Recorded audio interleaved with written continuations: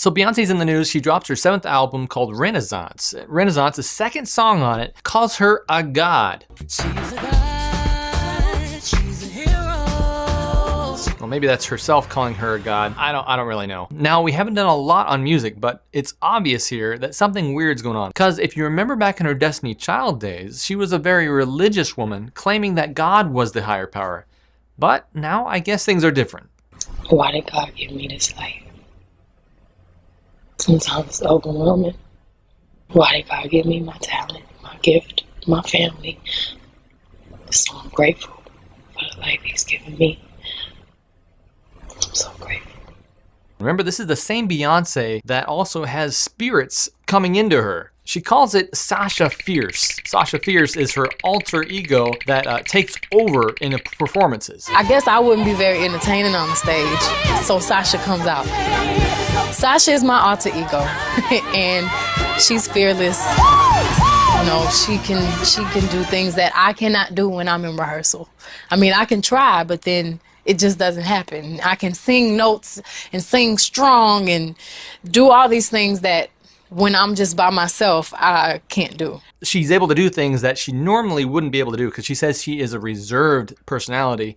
But this Sasha Fierce comes out of her and causes her to perform in ways that she couldn't normally perform otherwise. Sasha Fierce, or Beyonce, is also married to Jay-Z, another popular singer who is well known for his hand signals. Now, I don't put too much credit into symbology and stuff like that because even I, in my own documentaries, have been accused of putting my hands together the wrong way in Starfall. It's interesting, though, that when you're forcing it and putting your hands in signs and showing the crowd, you might be giving signals to other things that perhaps are a part of your life.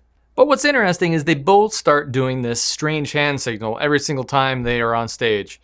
And primarily Jay-Z and now Sasha Fierce, or who I guess is Beyonce, are using these hand signs interchangeably. So many people have caught on that she spoke about it in one of her songs. Some of her lyrics even say that she thinks this is corny. Y'all haters corny with that Illuminati mess. She thinks it's corny that people think she's a part of the Illuminati.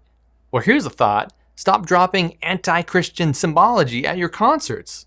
Symbols like the Eye of Providence and the All-Seeing Eye are often associated with secret societies like Freemasonry or the Illuminati, if they even call themselves that anymore. But what's the most interesting about this whole thing, the most recent news, is that she has said that, oh yeah, by the way, I want to dedicate this to all the fallen angels. Let's read this together. She says, I want to give special thanks to Rumi, Sir, and Blue for allowing me the space, creativity, and inspiration. And a special thanks to my beautiful husband and muse who held me down during those late nights in the studio. A big thanks to you, my Uncle Johnny. He was my godmother and the first person to expose me to a lot of the music and culture that served as an inspiration for this album.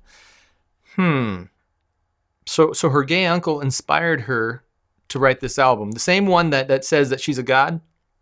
All right, that's just a side note. I just find that interesting. Thank you to all the pioneers who originate culture, to all of the fallen angels whose contributions have gone unrecognized for too long. This is a celebration for you. And then she goes on to thank her crew, her producers. But what I find is interesting is if it was about Uncle Johnny, she put him, and then she talked about pioneers, and then she talked about the fallen angels. If she was talking about Johnny as a fallen angel, she wouldn't have separated them into separate categories and then inserted pioneers in the middle of them. I mean, I suppose she could be talking about dead friends, but I just don't see, with her track record and being in the church at one time, I just don't see her using those words to refer to any of her friends if she knows really what she's dealing with.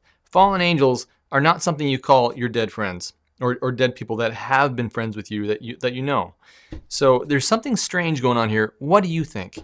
Leave us a comment below and let us know what you think. Let's assume for the moment she is actually talking about fallen angels. What does that mean biblically? Revelation 12:7-9 says, now war arose in heaven. In heaven, Michael and his angels fought against the dragon, and the dragon and his angels fought back.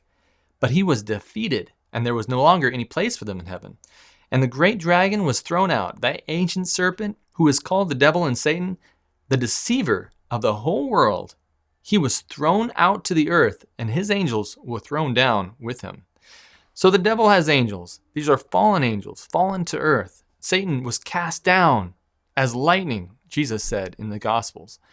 These angels that were cast out with them, Revelation goes on to describe there was 1/3 of heaven that was cast out with them. And if she's thanking these angels, she doesn't know who she's playing with.